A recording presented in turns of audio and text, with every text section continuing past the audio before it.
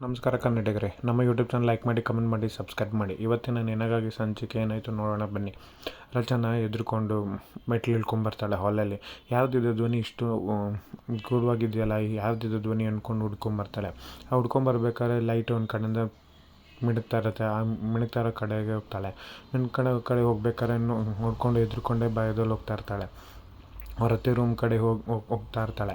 ಹೋಗ್ಬೇಕಾದ್ರೆ ಅವಳಿಗೆ ಭಯ ಆಗ್ತಾ ಇರುತ್ತೆ. ಯಾರಿದು ಇಷ್ಟು ವಿಕೃತವಾಗಿ ನಗ್ತಾ ಇದ್ದಾರೆ, ಲೈಟಿನಿಂಗ್ ಆನ್ ಆಗ್ತಾಯಿದೆ ಅಂತ ಹೇಳಿ ಯೋಚನೆ ಮಾಡ್ಬೇಕಾದ್ರೆ ದೇವಿ ಅಲ್ಲಿಗೆ ಬಂದು ಅಲ್ಲಿ ಲೈಟ್ನ ಹಾಕಿ, ನಾನು ಅವ್ರಿಗೆ ಹೇಳಿದ್ದೆ ಲೈಟ್ನ ಸರಿ ಮಾಡೋಕ್ಕೆ, ಸರಿನೇ ಮಾಡಿಲ್ವಲ್ಲ ಅಂತ ಹೇಳ್ಕೊಂಡು ರಚನಾಗೆ ಹೇಳ್ತಾಳೆ. ಆಮೇಲೆ ಮತ್ತೆ ಆ ನಗು ವಿಚಿತ್ರವಾಗಿ ಬರುತ್ತೆ. ಆವಾಗ ದೇವಿ ಹೇಳ್ತಾಳೆ ರಚನಾಗೆ, ಅದಕ್ಕೆ ನೀವು ರೂಮಿಗೆ ಹೋಗಿ, ನಿಮಗೆ ಜಂಜಾಟ ಎಲ್ಲ ಬೇಡ, ನೀವು ಆರಾಮಾಗಿರಿ, ಇವಾಗ ತಾನೇ ಮನೆಗೆ ಬಂದಿದ್ದೀರಾ ಅಂತ ಹೇಳ್ತಾಳೆ. ಅದಕ್ಕೆ ರಚನಾ ಕೇಳ್ತಾಳೆ, ಯಾರು ನಗು, ಯಾರು ಈ ಥರ ನಗ್ತಿದ್ದಾರೆ ಇಷ್ಟೊತ್ತಲ್ಲಿ ಅಂದಾಗ ದೇವಿ ಹೇಳ್ತಾಳೆ, ಅದಕ್ಕೆ ತುಂಬ ವರ್ಷದಿಂದ ಈ ನಗು 12 ಗಂಟೆ ಆದರೆ ಸಾಕು ಈ ನಗು ಬರುತ್ತೆ, ನಮಗಿದು ಅಭ್ಯಾಸ ಆಗೋಗಿದೆ ಅಂತ ದೇವಿ ಹೇಳ್ತಾಳೆ. ಅದಕ್ಕೆ ದಿನ ರಾತ್ರಿ ಬರುತ್ತೆ ಅಂದರೆ ಏನು ಅರ್ಥ ದೇವಿ, ಏನು ಹೇಳ್ತಿದ್ಯಾ ಅಂತಂದಾಗ, ಅದಕ್ಕೆ ಇದನ್ನೆಲ್ಲ ಬೆಳಗ್ಗೆ ಮಾತಾಡೋಣ, ನೀವು ರೂಮ್ಗೆ ಹೋಗಿ ಆರಾಮಾಗಿ ಮಲ್ಕೊಳ್ಳಿ ಅಂತ ದೇವಿ ಹೇಳಿ ಕಳಿಸ್ತಾಳೆ. ಮತ್ತು ಆದರೆ ಇಲ್ಲಿ ಪದ್ಮಜ ರೂಮ್ ಒಳಗಡೆ ಬೇಡ, ನನಗೇನು ಮಾಡಬೇಡ, ನನಗೇನು ಮಾಡಬೇಡ, ನನ್ನ ಬಿಟ್ಬಿಡು ಅಂತ ಹೇಳ್ಕೊಂಡು ಎದುರ್ಕೊಂಡು ಅವಳು ಹಾಗೆ ರಘುತ್ಕೊಂಡು ಮಲ್ಕೊಂಡ್ಬಿಡ್ತಾಳೆ. ಇಲ್ಲಿ ರಚನಾ ವಾಪಸ್ ರೂಮಿಗೆ ಬಂದು ನೋಡಿದಾಗ ಇಷ್ಟು ಧ್ವನಿ, ಇಷ್ಟು ಜೋರಾಗಿ ಸೌಂಡ್ ಬರ್ತಾಯಿದ್ರೆ ಆದರೂ ಜೀವರ್ಗೆ ಎಚ್ಚರಿಕೆಯಾಗೇ ಆಗಿಲ್ವಲ್ಲ, ಇವ್ರು ಹೆಂಗೆ ಆರಾಮಾಗಿ ಮಲಗಿದಾರಲ್ಲ, ಏನಾಗ್ತದೆ ಅಂತಲೇ ಅರ್ಥ ಆಗ್ತಾಯಿಲ್ವಲ್ಲ ಅಂತ ರಚನಾ ಯೋಚನೆ ಮಾಡೋದಕ್ಕೆ ಶುರು ಮಾಡ್ತಾಳೆ. ಇಲ್ಲಿ ಏನಾಗ್ತದೆ, ಇಲ್ಲಿ ಯಾರು ಅದನ್ನು ಆಗ್ತಾ ಇರೋದು, ನಂಗೆ ಏನು ಮಾಡ್ಬೇಕಂತಲೇ ಗೊತ್ತಾಗ್ತಿಲ್ವಲ್ಲ, ತುಂಬ ಭಯ ಆಗ್ತದೆ ಅಂತ ಅಂದ್ಕೊಂಡು ಅವಳೇ ಎದುರುಕೊಂಡು ಮಾತಾಡ್ಕೊಂಡು ಒಬ್ಳಿಗೊಬ್ಳೆ ಮಾತಾಡ್ಕೊತಿರ್ತಾಳೆ.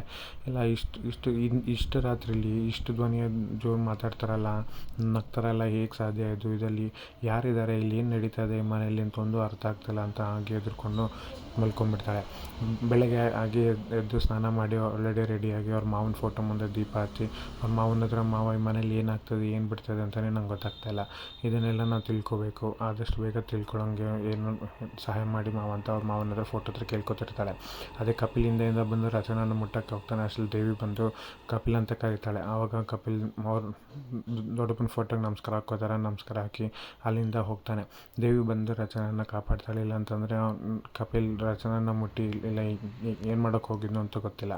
ಆದರೆ ಅಷ್ಟರಲ್ಲಿ ದೇವಿ ಬಂದು ರಚನಾನ ಕಾಪಾಡ್ತಾಳೆ.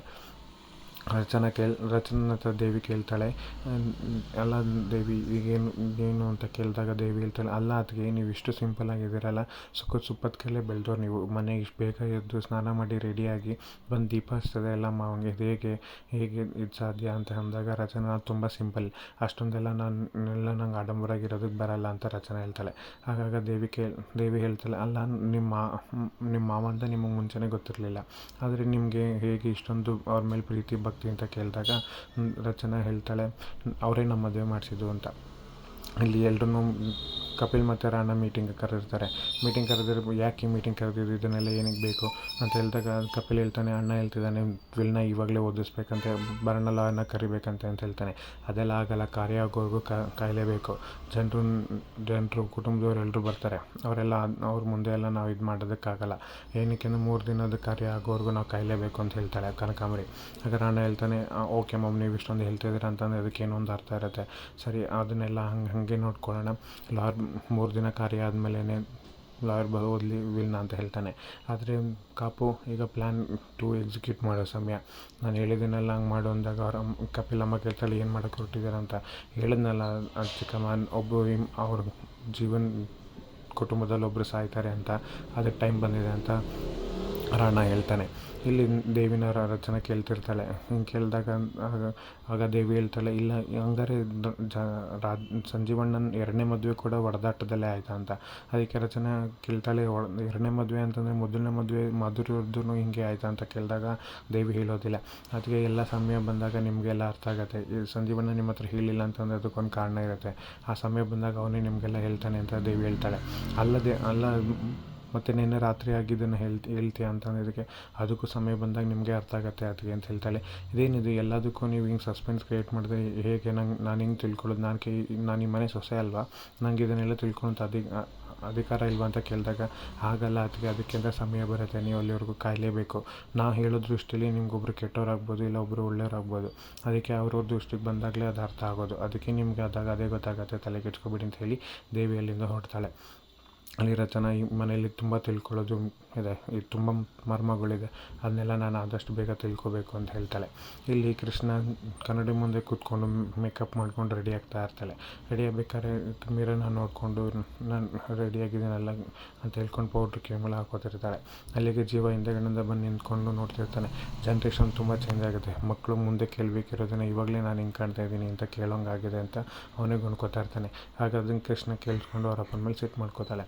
ಆ ಮುದ್ದಾಗಿ ಸಿಟ್ಟು ಮಾಡ್ಕೊಂಡು ನೀನು ಹೆಂಗಿದ್ರು ಚೆನ್ನಾಗಿರ್ತೀಯ ಕೃಷ್ಣ, ನಿನ್ನ ಮುಖ ತೊಳೆದ್ರು ಚೆನ್ನಾಗಿರ್ತೀಯ, ಮುಖ ತೊಳೆದಿದ್ರು ಚೆನ್ನಾಗಿರ್ತೀಯ ಅಂತ ಹೇಳಿದಾಗ ಬೇಬಿ ನೀನು ಹಿಂಗೆಲ್ಲ ಮಾತಾಡಬೇಡ ಅಂತ ಹೇಳಿದಾಗ ಆಯ್ತಾಯಿತು, ಇಲ್ಲ ನನ್ನ ಮುದ್ದು ಕಂದಮ್ಮ ಯಾವಾಗಲೂ ಚೆನ್ನಾಗಿ ಕಾಣ್ತಾಳೆ ಅಂತ ಜೀವ ಹೇಳ್ತಾನೆ. ಅದಕ್ಕೆ ಕೃಷ್ಣ ಹೇಳ್ತಾಳೆ ಮನೆ ತುಂಬ ಚೆನ್ನಾಗಿದೆ, ತುಂಬ ದೊಡ್ಡದಾಗಿದೆ, ನನಗಂತೂ ತುಂಬ ಖುಷಿ ಆಯಿತು, ಥ್ಯಾಂಕ್ ಯು ಬೇಬಿ ಅಂತ ಹೇಳಿ ಅವ್ರ ಅಪ್ಪನ ತಗೊಂಡು ಖುಷಿ ಪಡ್ತಾಳೆ. ಸರಿ ಆಯಿತು, ನನಗೆ ಯಾಕೋ ಬಟ್ಟೆ ಇಷ್ಟ ಆಗ್ತಿಲ್ಲ ಅಂದಾಗ ನಮ್ಮ ಮನೆಗೆ ಬರಬೇಕಾದ್ರೆ ಒಂದೇ ಬಟ್ಟೆ ತಂದಿದ್ದಲ್ಲ ಅಂತ ಹೇಳಿದಾಗ ಸರಿ ಫುಡ್ ಟ್ರಕ್ಕಲ್ಲಿರುವಂಥ ಬಟ್ಟೆನ ತೊಗೊಂಬಂದು ನಾನು ವಾರ್ಡ್ರೋಬಿಗೆ ಜೋಡಿಸ್ತೀನಿ, ನೀನು ತಲೆ ಕೆಡ್ಸ್ಕೊಬೇಡ ಅಂತ ಜೀವ ಹೇಳ್ತಾನೆ. ಸರಿ ನಾನು ಆಟಾಡೋಕೆ ಹೋಗ್ತೀನಿ ಬಾಲಮ್ಮನ ಜೊತೆ ಅಂತ ಹೋದಾಗ ಬಾಗಿಲಲ್ಲಿ ರೂಮಿನ ಬಾಗಿಲ ರಚನೆಗೆ ಸಿಗ್ತಾಳೆ. ರಚನೆ ನಿಧಾನಕ್ಕೆ ಓಟಾಡಬೇಕು ಮನೇಲಿ ಅಂತ ಹೇಳಿ ಕಳಿಸ್ತಾಳೆ. ಅದಕ್ಕೆ ಗುಡ್ ಮಾರ್ನಿಂಗ್ ಜೀವ ಅಂತ ಹೇಳಿದಾಗ ಜೀವ ಗುಡ್ ಮಾರ್ನಿಂಗ್ ಅಂತ ಹೇಳ್ತಾನೆ. ಇದೇನು ರೀ ಇಷ್ಟು ಎನರ್ಜೆಟಿಕಾಗಿ ಹೇಳ್ತಾ ಇದ್ದೀರಾ ಅಂತ ಹೇಳಿದಾಗ ಇದೆಲ್ಲ ಸಾಧ್ಯ ಆಗಿದೆ ನಿಮ್ಮಿಂದ ರಚನಾ, ನೀವು ಹಠ ಮಾಡಿ ನನ್ನ ಇಲ್ಲಿ ಕರ್ಕೊಂಬಂದಿದ್ದಕ್ಕೆ ನಾನಾಗಿದ್ದೀನಿ, ಅದಕ್ಕೆ ನೆನ್ನೆ ನಾನು ತುಂಬ ನೆಮ್ಮದಿಯಾಗಿ ನಿದ್ದೆ ಮಾಡಿದೆ ಅಂತ ಹೇಳ್ತಾನೆ. ಗೊತ್ತು, ನಾನು ನೋಡಿದೆ ನೀವು ಮಲ್ಕೊಂಡಿದ್ದೇನೆ, ಒಳ್ಳೆ ಮಗು ಥರ ಮಲ್ಕೊಂಡಿದ್ದೀರಿ ಅಂತ ರಚನೆ ಹೇಳ್ತಾಳೆ. ಅದಕ್ಕೆ ಜೀವ ಇದೆಲ್ಲ ಸಾಧ್ಯ ಆಗಿದೆ ನಿಮ್ಮಿಂದ, ನಿಮ್ಮ ಮೇಲೆ ನನ್ನ ಪ್ರೀತಿ ಜಾಸ್ತಿ ಆಗ್ತಾಯಿದೆ ಅಂತ ಹೇಳ್ಕೊತಿರ್ತಾನೆ. ಅಷ್ಟರಲ್ಲಿ ಬಾಲ ಬಂದು ಲೋ ಜೀವ ಈ ಮನೇಲಿ ದೆವ್ವ ಇದೆ ಕಣೋ, ರಾತ್ರಿ ತುಂಬ ವಿಚಿತ್ರವಾಗಿ ಸೌಂಡ್ ಬರ್ತಾಯಿತ್ತು, ನನಗೆ ಭಯ ಆಗ್ತಾಯಿದೆ ಕಣೋ ಅಂತ ಹೇಳ್ತಾನೆ. ಇಲ್ಲಿ ಕೃಷ್ಣ ಬಾಲನ ಬಾಲಮಮ್ಮ ಅಂತ ರೂಮನ್ನು ಹುಡ್ಕೊಂಡು ಬರ್ತಾಳೆ. ಅಲ್ಲಿ ನೋಡಿದ್ರೆ ಅವ್ರ ಅಜ್ಜಿ ರೂಮ್ ಹತ್ರ ಹೋಗಿ ಬಾಗಿಲು ಬಡಿತಾ ಇರ್ತಾಳೆ. ಅಲ್ಲಿ ಬಾಲ ಹೇಳ್ತಾನೆ ಜೀವಂಗೆ, ಇಲ್ಲ ಕಣೋ ಇಲ್ಲೊಂದು ದೆವ್ವದ ಕಾಟ ಇದೆ ಅಂತ ಹೇಳ್ತಾನೆ. ಇನ್ನೇನು ಆಟ ಆಡ್ತಿದೆ ಬಾಯಿ ಮುಚ್ಕೊಂಡಿರೋ ಅಂತ ಜೀವ ಹೇಳ್ತಾನೆ. ಇಲ್ಲಿ ಕೃಷ್ಣ ಅವ್ರ ಅಜ್ಜಿ ಬಾಗಿಲ ಹತ್ರ ನಿಂತ್ಕೊಂಡು ಬಾಗಿಲು ತೆಗೀರಿ ಅಂತ ಹೇಳ್ತಿರ್ತಾಳೆ. ಇದಕ್ಕೆ ಇಲ್ಲಿ ಜೀವ ಬಾಲನ ಸೈಡಿಗೆ ಕರ್ಕೊಂಬಂದು ಏನು ರಾತ್ರಿ ಕೊಡ್ತಿದ್ದೀನಿ ಹೇಳ್ದಿಲ್ವ ಅಂತ ಕೇಳ್ತಾನೆ. ಇಲ್ಲಿ ನೋಡಿದ್ರೆ ಕೃಷ್ಣ ಅವ್ರ ಅಜ್ಜಿ ಬಾಗಿಲು ಬಡಿತಿರ್ತಾಳೆ. ಅದಕ್ಕೆ ಪದ್ಮಜಂಗಿದ್ದು ಯಾರು ಅನ್ನೋದು ಗೊತ್ತಿಲ್ಲದೆ ಅವಳು ಮೆತ್ತಂಗೆ ನಿಧಾನಕ್ಕೆ ಬೆಡ್ಡಿಂದ ಇಳಿದು ಬಾಗಿಲು ತೆಗಿಯೋಕ್ಕೆ ಅಂತ ಬರ್ತಾಳೆ. ಆದರೆ ಇಲ್ಲಿ ಕೃಷ್ಣ ಇನ್ನು ಇಷ್ಟೊತ್ತಾದರೂ ಮಲಗಿದೆಲ್ಲ ಬಾಲಮಮ್ಮ ಇನ್ನು ಎದ್ದೋಳು ಟೈಮ್ ಆಯಿತು ಅಂತ ಹೇಳಿ ಬಾಗಿಲು ತಟ್ತಾ ಇರ್ತಾಳೆ.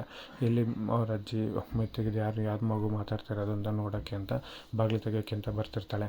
ಇಲ್ಲಿ ಅವ್ನು ಹೇಳಿದ್ದಕ್ಕೆ ರಚನಾನು ಹೇಳ್ತಾಳೆ, ಹೌದು ನಾನು ಕೇಳಿಸ್ಕೊಂಡೆ, ನೆನ್ನೆ ವಿಚಿತ್ರವಾಗಿ ಸೌಂಡ್ ಬರ್ತಿತ್ತು ಅಂತ ಜೀವಂಗೆ ಹೇಳ್ತಾಳೆ. ಜೀವಂಗೆ ಅದು ಕೇಳಿ ಶಾಕ್ ಆಗುತ್ತೆ.